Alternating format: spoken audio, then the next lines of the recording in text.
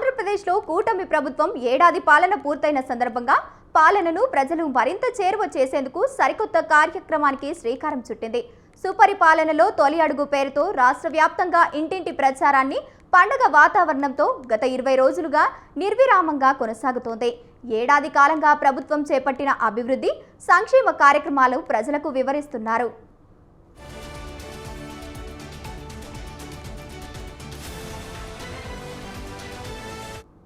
రాష్ట్రంలోని అన్ని నియోజకవర్గాల్లో ప్రజాప్రతినిధులు, పార్టీ నాయకులు, కార్యకర్తలు బృందాలుగా ఏర్పడి ప్రతి ఇంటిని సందర్శిస్తున్నారు. సంక్షేమ పథకాల అమలు, కీలక ప్రాజెక్టుల వివరాలు, నియోజకవర్గాల్లో జరిగిన అభివృద్ధి పనులపై ప్రత్యేకంగా ముద్రించిన కరపత్రాలను పంపిణీ చేస్తున్నారు. కేవలం ప్రభుత్వ కార్యక్రమాలను వివరించడమే కాకుండా ప్రజల నుంచి అభిప్రాయాలు, సూచనలు కూడా స్వీకరిస్తున్నారు.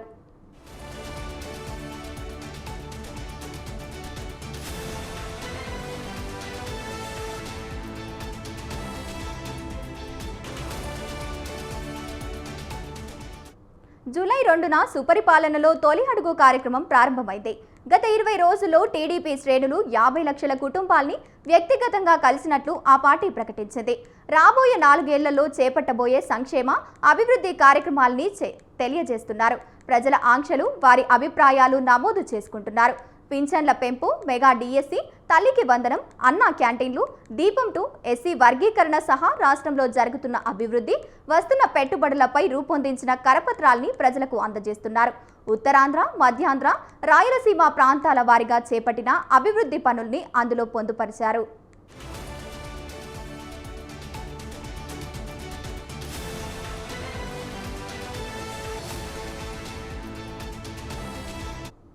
సుపరిపాలనలో తొలి అడుగు కార్యక్రమంలో అధినేత చంద్రబాబు నుంచి సాధారణ కార్యకర్త వరకు అందరూ భాగస్వాములవుతున్నారు. చంద్రబాబు కుప్పంలో, నారా లోకేష్ మంగళగిరిలో ఈ కార్యక్రమాన్ని అధికారికంగా ప్రారంభించారు. కేంద్ర, రాష్ట్ర మంత్రులు, పార్టీ పోలిట్ బ్యూరో సభ్యులు, ఎంపీలు, ఎమ్మెల్యేలు తమ పరిధిలోని నియోజకవర్గాల్లో పర్యటిస్తున్నారు. కార్యకర్తల్ని ఉత్తేజపరుస్తున్నారు. ఎన్ని ఇళ్లకు వెళ్లారు, ఎంతమందిని కలిశారనే వివరాలు, బూత్, స్టాలర్ యూనిట్, అధికార సారథి వరకు అందరూ ఏ రోజుకారోజు నమోదు చేయిస్తున్నారు. క్యాష్ బోర్డు ద్వారా అంతర్గతంగా వీటిని పర్యవేక్షిస్తున్నారు.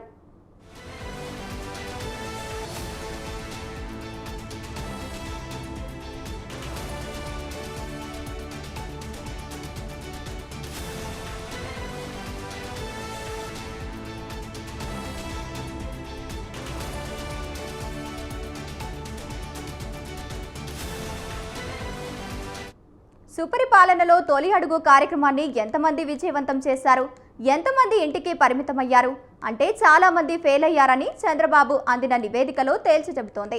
తాజాగా IVRS సర్వే సహా ఇతర మాధ్యమాల్లో ఎమ్మెల్యే ఈ కార్యక్రమాన్ని ఏ విధంగా విజయవంతం చేశారన్న విషయాన్ని సీఎం చంద్రబాబు తెలుసుకున్నారు. దీనిపై 1-2 నివేదికలు కూడా తెప్పించుకున్నారు.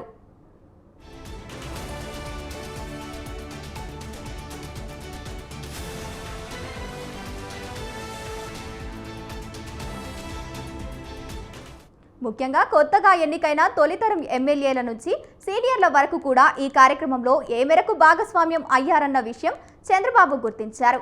దీనికి ఆసక్తిగా విషయాలు వెలుగులోకి చూసినట్లు తెలుస్తోంది. ఇప్పటికే ఈ కార్యక్రమం చేపట్టి 20 రోజులు అవుతున్నాయి. సుపరిపాలన కార్యక్రమం ద్వారా ప్రజలు, మాధ్యకులు వెళ్లి ఏడాది కాలంలో చేపట్టిన కార్యక్రమాలను వివరించాలని సీఎం చంద్రబాబు ఉద్దేశం. వైసీపీ వ్యతిరేకత ప్రజలను తగ్గించాలని కూడా బాబు వ్యూహం.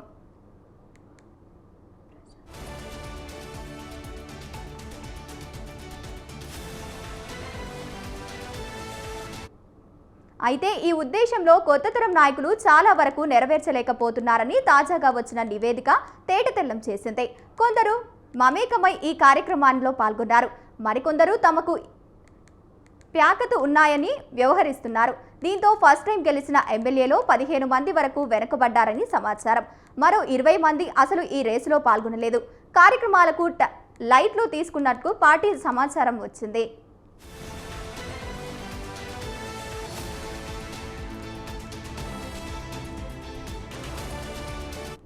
అయితే వారెవరు అనే విషయాన్ని పార్టీ అధిష్టానం నుంచి నాయకుల వరకు కూడా అందరూ గోప్యంగా ఉంచారు.